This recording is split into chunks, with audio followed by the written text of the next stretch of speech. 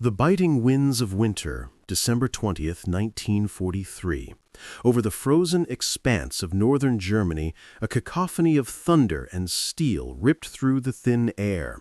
Beneath a bruised, pewter sky, thousands of feet above the earth, the world was a crucible of fire and ice, a realm where life and death danced a savage, unpredictable waltz. Here, amidst the flak bursts that bloomed like grotesque black flowers and the relentless snarling attacks of German fighter planes, the very notion of humanity seemed a quaint, forgotten whisper. This was the strategic bombing campaign, a brutal, attritional grinder of men and machines designed to break the will and industry of the Third Reich. Yet on this day, high above the embattled city of Bremen, a moment of profound, improbable grace was about to unfold, a testament to a truth deeper than any ideological divide, a truth whispered across the vast, terrifying emptiness between two mortal enemies. A young American pilot, crippled and adrift, was about to meet a German ace, not in a final, fiery embrace of combat, but in an act of extraordinary, life-altering compassion. To fully grasp the magnitude of what transpired on that chilling winter's day, we must first immerse ourselves in the brutal realities of the air war over Europe. By late 1943, the Allied strategic bombing campaign was in full, terrifying swing. The audacious dream of the American 8th Air Force was to bomb Germany into submission, to cripple its industrial heartland and shatter its morale, thereby paving the way for a ground invasion. Day after day, formations of B-17 flying fortresses and B-24 liberators, lumbering giants laden with bombs, would traverse hundreds of miles deep into enemy territory. These missions were not merely flights, they were journeys into hell. The skies over Germany were meticulously defended, a lethal gauntlet of anti-aircraft artillery, or flak, and the highly skilled and determined pilots of the Luftwaffe, flying their agile Messerschmitt Bf-109s and Focke-Wulf FW-190s. The bomber crews were young men, often barely out of their teens, thrust into metal tubes at altitudes where the air was thin enough to kill and temperatures plummeted to deadly extremes. These men knew, with chilling certainty, that every mission might be their last. Survival was a coin flip, a desperate prayer in the deafening roar of engines and the rattle of machine gun fire. For the German pilots, the stakes were equally existential. They were defending their homeland, their cities, their families. They were the last line of defense against the relentless rain of Allied bombs. Their mission was to tear apart these bomber formations, to prevent the destruction of their country, to fight with every fiber of their being for a cause they believed in, no matter how misguided that cause would ultimately prove to be. The attrition rates for both sides were horrific, a constant reminder of the brutal calculus of war. Every fighter kill, every bomber downed, represented a life extinguished, a family shattered, a universe irrevocably altered. Into this maelstrom that Second Lieutenant Charlie Brown, a fresh-faced 21-year-old pilot from West Virginia, entered the fray. His B-17 flying fortress, christened Ye Old Pub, was one of the many sent to strike the formidable U-boat pens and industrial targets in Bremen. Brown was new to combat, still finding his feet in the unforgiving skies of Europe. His crew, a mix of seasoned veterans and nervous newcomers, depended on him to navigate them through the storm. They were a microcosm of the Allied war effort, brave, resilient, and utterly focused on the task at hand, yet profoundly aware of the fragility of their existence. On the other side of this deadly equation was Oberlieutenant Franz Stigler, a 26-year-old veteran of the Luftwaffe, a seasoned fighter ace with 22 aerial victories already to his name.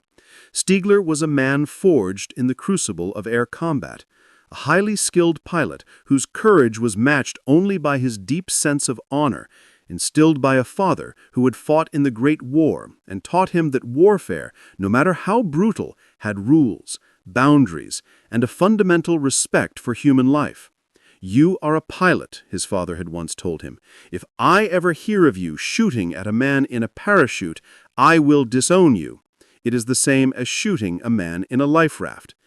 These words, a moral compass in a world gone mad, would echo profoundly in Stigler's mind on that fateful day. He was a devout Catholic, a man who saw beyond the uniforms and the flags, recognizing the shared humanity beneath. Yet, he was also a soldier, sworn to defend his nation, to eliminate the enemy. This internal conflict, this clash of duty and deeply held conviction, would define his actions in a moment of unimaginable tension. The mission to Bremen on December 20th, 1943, was, from the outset, a catastrophe for many. The bomber formation faced unyielding opposition. Flak batteries threw up a relentless barrage, their explosive shells tearing through metal and flesh with indiscriminate fury. Then came the fighters, a swarm of German aircraft, pressing their attacks with suicidal tenacity. Ye Old Pub, flying at the tail end of the formation, was particularly vulnerable. They were hammered repeatedly. A direct hit from flak ripped through the nose of the aircraft, killing the navigator, Lieutenant Spencer G. Pinky Luke, and shattering the interphone system. Explosions rocked the bomber. The left inboard engine was knocked out, its propeller windmilling uselessly. The right outboard engine also took a direct hit and caught fire, forcing the crew to shut it down. The tail gunner, Staff Sergeant Alexander Yelesenko, was severely wounded, his legs riddled with shrapnel. The dorsal turret gunner, Sergeant Hugh Eckenrode, was hit in the head and killed instantly. The radio operator, Sergeant Lloyd Jordan, had his oxygen mask shot off and suffered frostbite.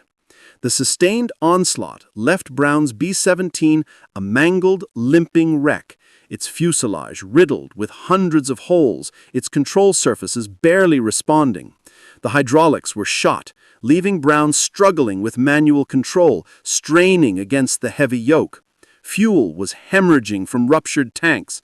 The cold within the bomber was excruciating, the air filled with the stench of cordite, aviation fuel, and blood. Yet miraculously, it stayed airborne, a testament to the B-17's legendary toughness and Brown's sheer willpower. But they were alone, lagging behind the shattered formation, a lone, crippled target drifting over enemy territory. Survival seemed an impossibility. As Charlie Brown wrestled with his dying aircraft, battling the immense forces trying to tear it apart, Oberleutnant Franz Stigler was preparing for his next sortie. He had already downed 2 B-17s that day, his Messerschmitt 109 performing flawlessly. He refueled and rearmed, his mind focused on the next kill, the next defense of his homeland. Taking off once more, he spotted a lone, straggling B-17, clearly damaged, a plumb target ripe for the taking. This was precisely what he was trained for, what he lived for in this war. He approached from the rear, eager to finish the job. But as he drew closer, what he saw made his blood run cold. This was no ordinary damaged bomber. This was a flying coffin. He noticed the gaping holes in the fuselage, the shattered plexiglass of the nose, the engines either dead or sputtering. As he pulled alongside the cockpit, what truly stopped him was the sight of the crew. The tail gunner was visibly wounded, slumped in his turret. Through the shattered window, he could see the vacant, lifeless stare of the dorsal turret gunner, clearly dead. Then he saw Charlie Brown, his face pale and strained, his eyes wide with a mixture of terror and exhaustion, struggling desperately with the controls. Stigler also noticed that the bomber's guns, usually bristling with menace, were silent, unable to fire. He was close enough to see the young American pilot's eyes, to see the fear, yes, but also a flicker of desperate hope, a raw, undeniable humanity. This was not an enemy machine. It was a testament to human suffering, a vessel carrying wounded, dying men. In that fleeting moment, high above the clouds, time seemed to stretch and distort. Stigler's finger hovered over the trigger, the easy kill presenting itself. He was an ace, a decorated pilot. Shooting down this B-17 would add another victory to his tally, another notch in the defense of the fatherland. Yet his father's words, the moral lessons instilled in him since childhood, reverberated through his mind. "If I ever hear of you shooting at a man in a parachute, I will disown you." While Brown was not in a parachute, he was, in essence, a downed man, his aircraft barely clinging to the sky. Stigler envisioned the faces of the American crew, their youth, their fear, their pain. He imagined them as his own brothers, his own comrades, shot down and helpless. He knew the risk he was about to take, a risk that could cost him his own life, his freedom, and everything he held dear if he were discovered. To deliberately allow an enemy bomber, particularly one so deeply within German airspace, to escape was an act of treason. Yet, in that split second, the moral imperative of his conscience superseded the military imperative of his mission. He made a choice, a decision that defied every rule of engagement, every lesson of aerial warfare. It was a choice born of an innate sense of compassion, a profound recognition of shared humanity in the face of absolute, dehumanizing conflict. This was not about patriotism or ideology. It was about the sanctity of life itself. He would not shoot. He could not. Instead of unleashing a devastating volley of machine gun fire, Franz Stigler did the unthinkable. He pulled his Messerschmitt 109 alongside the crippled B-17, so close that Charlie Brown could see his face, his helmet, the swastika on the tail of his aircraft. Brown, utterly convinced this was the end, braced for the inevitable. His surviving crew members, battered and bleeding, watched in horror, expecting the fatal burst of fire that would send them spiraling to their doom. But it never came. Instead, Stigler, with hand gestures and subtle movements of his aircraft, began to guide them. He pointed toward the North Sea, indicating the direction of neutral Sweden. He was not just letting them go, he was showing them the way to safety. He knew the German anti-aircraft batteries would tear them apart if they remained on their current course, heading deeper into heavily defended territory. He needed them to avoid the flak and the patrols. Brown, initially confused, then cautiously understanding, slowly began to comply, turning his shattered bomber toward the northwest. The moment was fraught with unimaginable tension. Every second was a test of trust, a silent negotiation between mortal enemies. What if Stigler changed his mind? What if another German fighter appeared? What if the flak guns, seeing a German fighter flying alongside an American bomber, opened fire on both?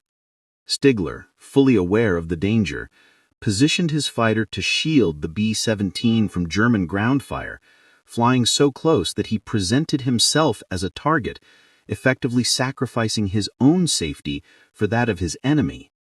For 10 agonizing minutes, Franz Stigler escorted Ye Old Pub through German airspace, a guardian angel with an iron cross, guiding the wounded bomber toward the North Sea. He flew off Brown's right wing, maintaining a silent vigil. As they neared the coast, the danger for Stigler himself escalated dramatically. He had to be careful not to be seen by other German forces, allowing an enemy aircraft to escape. With one final poignant gesture, Stigler saluted Charlie Brown, a profound, silent farewell that transcended the brutality of war, a gesture of respect and shared humanity. Then he peeled away, turning his Messerschmitt back into the heart of Germany, disappearing into the clouds, leaving Brown and his crew to face the final leg of their desperate journey alone. On Ye Old Pub, the relief was palpable, yet tinged with disbelief. What had just happened? Who was this man? Why had he spared them? They were alive, against all odds, thanks to the impossible actions of an enemy pilot. Charlie Brown, still wrestling with the controls, managed to navigate his damaged B-17 across the North Sea, the constant threat of losing control ever present. Miraculously, he reached the safety of British airspace and made a harrowing landing at an RAF base in Seething, Norfolk. The bomber was a write-off, its fuselage riddled with over 2,000 bullet and flak holes, but the crew, battered and bewildered, had survived. Back on solid ground, Brown and his men were debriefed. They recounted the incredible story of the German pilot who had spared them, who had escorted them to the sea. Their commanding officers were incredulous, then dismissive. "You are not to tell this story to anyone," they were told. "You will be seen as having gone soft, having been intimidated by the enemy." The fear was that such a story, if widely circulated, would undermine morale, create sympathy for the enemy, and be perceived as a sign of weakness. So the incident was classified, buried in official reports, and largely forgotten by the institutional memory of the Air Force. Charlie Brown kept his silence, obeying orders. But the face of that German pilot, the silent salute, the impossible act of mercy, was etched forever into his memory. He often wondered who that man was, if he had survived the war, if he ever thought about the crippled B-17 and its desperate crew. Meanwhile, Franz Stigler returned to his base, the weight of his secret a heavy burden. To admit what he had done would have meant facing a court-martial, possibly a firing squad, for aiding the enemy. He carried on flying, a decorated ace, but forever haunted by the memory of the crippled B-17 and the young American pilot he had saved. The war raged on, relentless and unforgiving. Stigler fought gallantly, accumulating more victories, witnessing the escalating destruction of his homeland. He flew against the relentless tide of Allied bombers, his moral compass tested again and again, but he never forgot the principles instilled by his father. He survived the war, a rarity among German fighter pilots, many of whom perished defending the Reich. After the war, Stigler struggled, like millions of Germans, to rebuild his life amidst the ruins.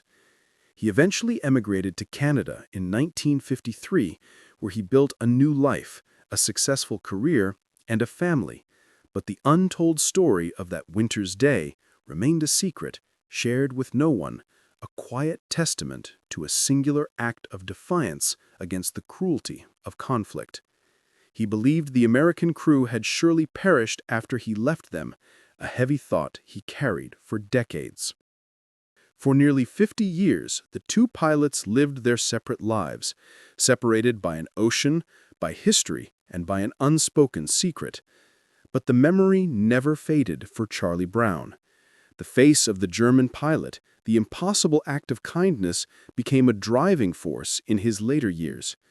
He felt an overwhelming need to find his rescuer, to thank him, to understand why.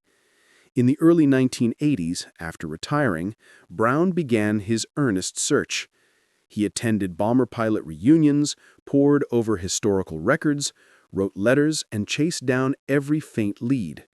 The advent of the Internet and growing accessibility of historical archives began to open new avenues. He placed an advertisement in a German veterans newsletter, hoping, against all odds, that someone might remember. Finally, in 1990, after years of searching, a letter arrived from Canada. It was from Franz Stigler. Stigler had seen Brown's advertisement, a small detail in a massive search, but it had caught his eye. He provided astonishingly accurate details about the damaged B-17, details only someone who had been there could possibly know. The shattered nose, the dead tail gunner, the missing dorsal turret. Brown knew immediately this was the man. He had found him. The reunion was arranged, an emotional, deeply moving meeting in 1990. Charlie Brown, now a retired lieutenant colonel, and Franz Stigler, the former Luftwaffe ace, met face-to-face for the first time since that harrowing December day. There were no uniforms, no animosity, only two old men, their eyes welling with tears, bound by an extraordinary shared experience.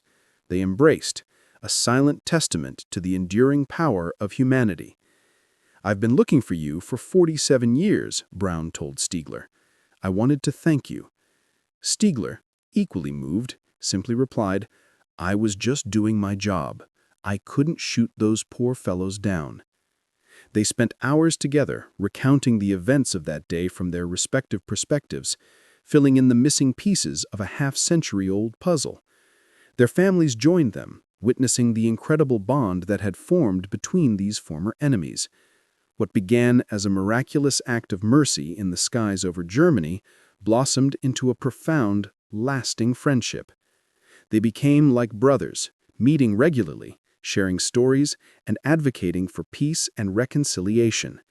Their story became a powerful symbol, a beacon of hope in a world often consumed by conflict, demonstrating that even in the darkest moments of war, the human spirit can rise above hatred and prejudice.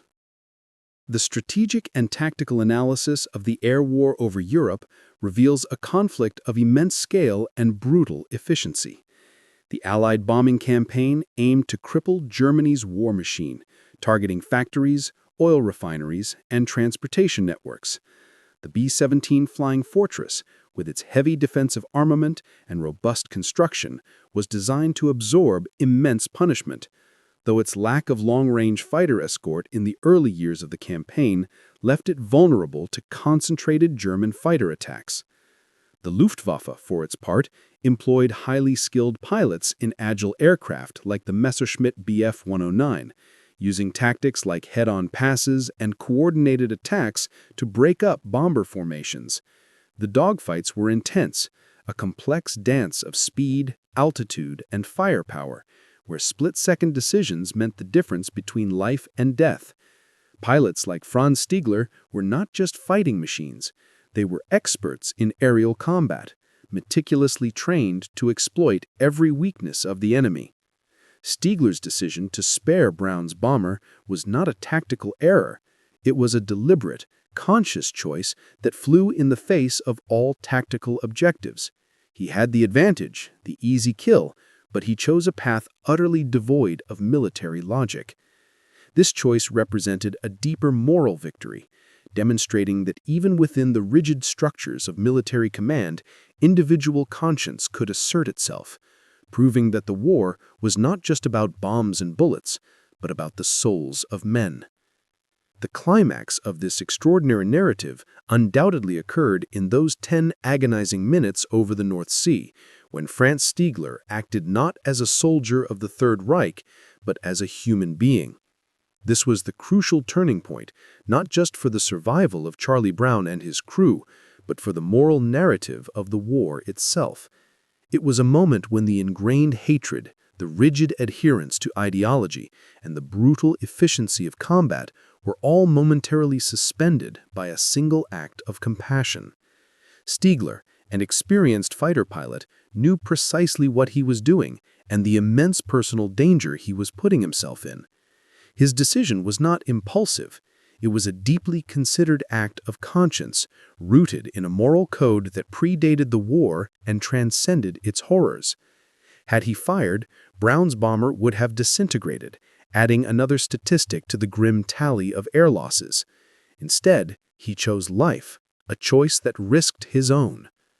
This was the fulcrum on which the entire story pivoted, transforming a potential tragedy into a miracle, a dark chapter of war into a beacon of hope. It was a moment that redefined the very nature of conflict, reminding us that even in the most barbaric of circumstances, humanity can still find a way to shine through, breaking the cycle of violence with an unexpected gesture of grace. The aftermath of their meeting and the subsequent sharing of their story had a profound legacy. Charlie Brown and Franz Stigler became inseparable friends. Their bond a powerful testimony to reconciliation and forgiveness. They traveled together, sharing their incredible tale with audiences across the world, inspiring countless individuals with their message of humanity amidst adversity. Their story was documented in books, articles, and eventually a highly anticipated historical account, ensuring its place in the annals of World War II history. They showed the world that enemies could become friends, that the scars of war could heal, and that empathy could triumph over hatred. Their friendship endured until their deaths, both men passing away in 2008, just a few months apart, a final, poignant chapter to their remarkable journey. Their legacy is not just one of survival and a unique friendship. It is a legacy of moral courage. Stigler's act was not one of cowardice or betrayal. It was an act of profound bravery, a moral choice made under extreme pressure that put the value of human life above all else. Brown's relentless search for his rescuer, driven by gratitude and a need for closure, further amplifies the human spirit's capacity for connection and recognition.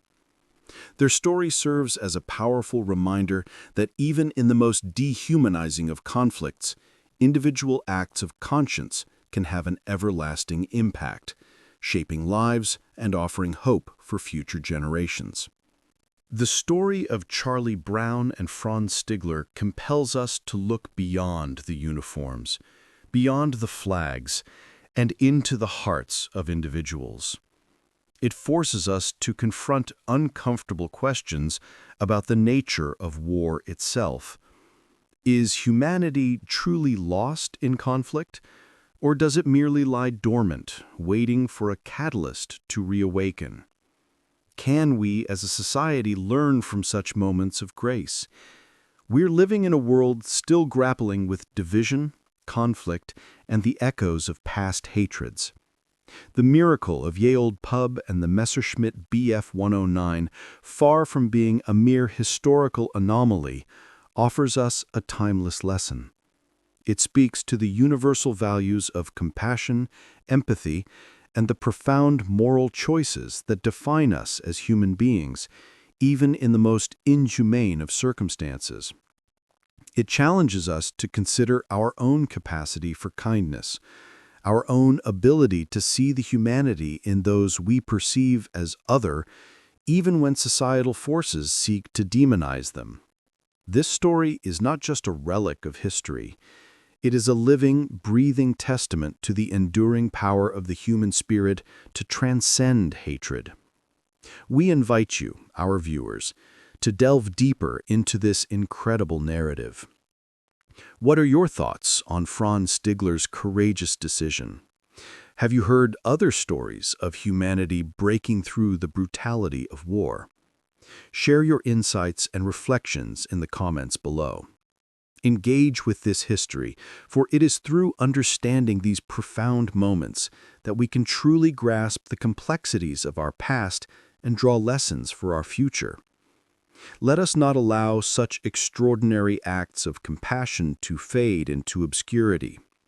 This story of a German pilot saving an American crew is a potent reminder that even in the midst of humanity's darkest hour, light can emerge from the most unexpected places.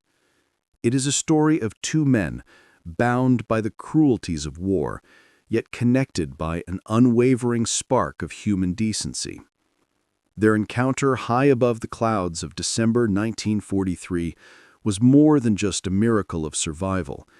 It was a profound act of moral courage, a powerful counter-narrative to the prevailing hatred, demonstrating that the bonds of shared humanity can, and indeed do, defy the brutal logic of conflict. Let their story serve as an enduring testament to the possibility of redemption, reconciliation, and the unwavering power of compassion to illuminate even the deepest shadows of war. It is a story of two men, bound by the cruelties of war, yet connected by an unwavering spark of human decency.